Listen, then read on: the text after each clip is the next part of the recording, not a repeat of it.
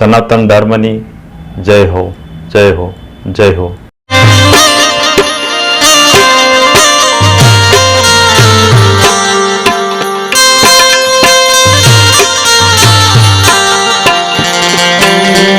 તું શું કરવાનો છો એમ? તો એને કીધું ત્રણને માર્યા. તો કે હા. તો કે હવે મારે આ પટ્ટો છોડી નાખો. કે પહેલાં સુધર પછી પટ્ટો છોડ. કે નહીં. એટલે પટ્ટો છોડ્યો અને સાધુના ગુરુના ઘરમાં રમવા મળ્યો. પણ જે ઓલો પીએસએ હતો એટલે હુકમ હોય ને એટલે આમાં વળ ખાજા કરે. આવ્યો ખરો પણ વળ ખાજા કરે લાખા ગોળી. તો આવ્યો એટલે ખબર પડી ગઈ ભાણસાદને કે હજી આને અભિમાન છે ને ક્યાં સુધી આને ભક્તિ નહીં લાગે. કે એ બારો નીકળ, તને કાંઈ કર્યા ભક્તિ જા પાછો નોકરી લઈ લીજે. કે હવે નોકરી એમ કીધું એટલે આ તો ભૂલ હતો, રિહાઈને વીઈ ગયો. ઘણા દિવસ ભ્રમણ કર્યું. તો ભ્રમણ કર્યું ને પછી એને યાદ આવ્યું કે જ્યાં ખોવાનું છે ને ત્યાં ગોતું તો જ મને જડશે. મને જડે. પાછો એ આશ્રમમાં આવ્યો ને ભાણસાહેબને પૈકી રહી ગયો. ભાણસાહેબ આમ જોઈ છે. 6 મહિના સુધી એની સામું ન જોયું. 6 મહિના સુધી સામું ન જોયું. પછી 6 મહિને એમ થયું કે હા હવે આ બરોબર સુધરો છે. તો એમ તો કે એ કે આવ રવિ આવે. ક્યારે આવ્યો? કે હા સીતારામ ઠાકર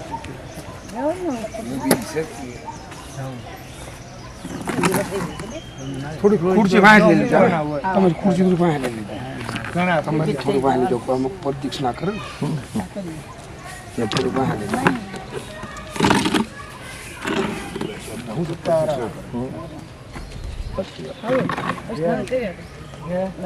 હા ના બાકી છે.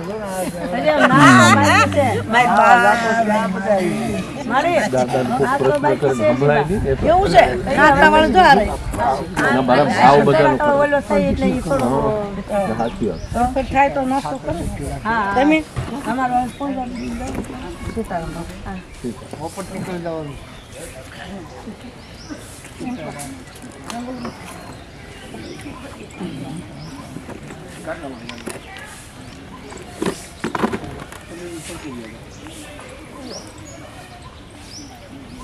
સો મહિના સુધી એને રવિને બોલાવ્યો નહીં.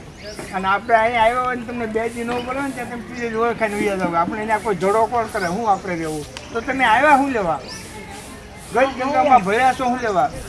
તો સાધુની પાસે માન ન હોય. પહેલાં માન અપમાનની ગતિ તોડવી પડે. પહેલાં માન અપમાન તોડવું પડે તો જ ગુરુજી કરવાના, નકર નહીં કરવાના. બોલાવે કે ના બોલાવે તમે તમારા ગુણ પૂંજે. તમે ગયા હોય ગુરુ ચરણમાં તો સેવા કરતા હોય, એના અડધા કામ ઉપાડી લેતા હો, બધું કરી લેતા હો. તો એ તમને વાલા લાગે. નકરા આપણે 5-10 મૂકીને આપણે રાજી કરવા એવું નથી.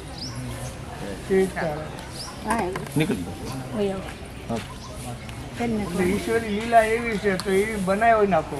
એવું કરો કાંક. જો આપણે ગુરુ આપણે ન રીતે તો ભગવાન તો બહુ આઘો છે. ભગવાન તો બહુ દૂર છે, અહીંયા નથી કાંઈ. સીતારામ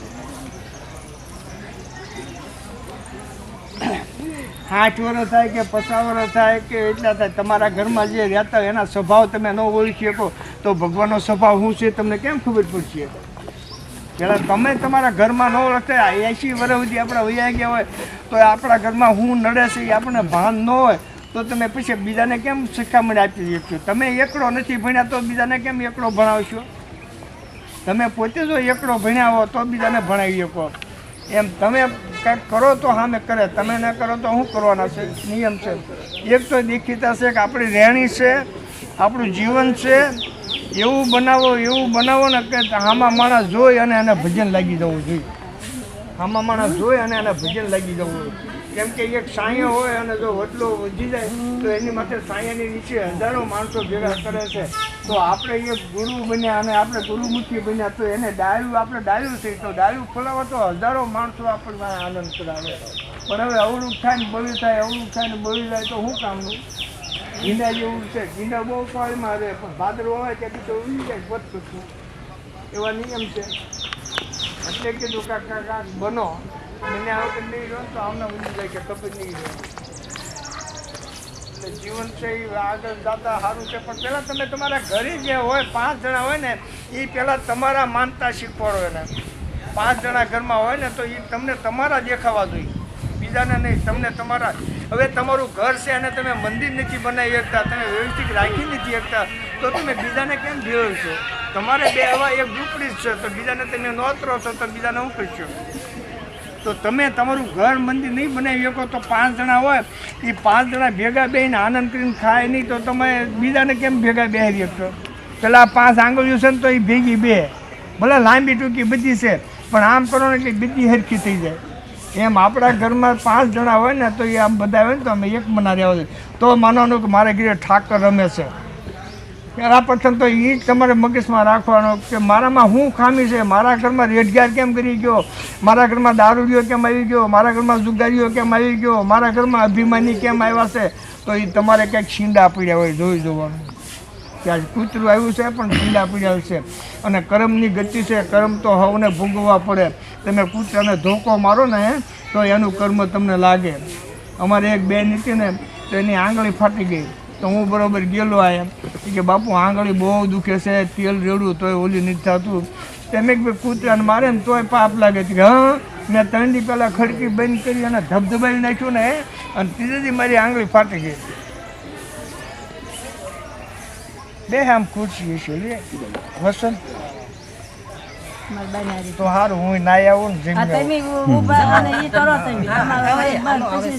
બોલો રામદેવજી મહારાજની જય, સનાતન ધર્મની જય, સબ સંતન કી જય, હર હર મહાદેવ. આગળના વિડીયો જોવા માટે આ રીતે ચેનલ સબસ્ક્રાઈબ કરો.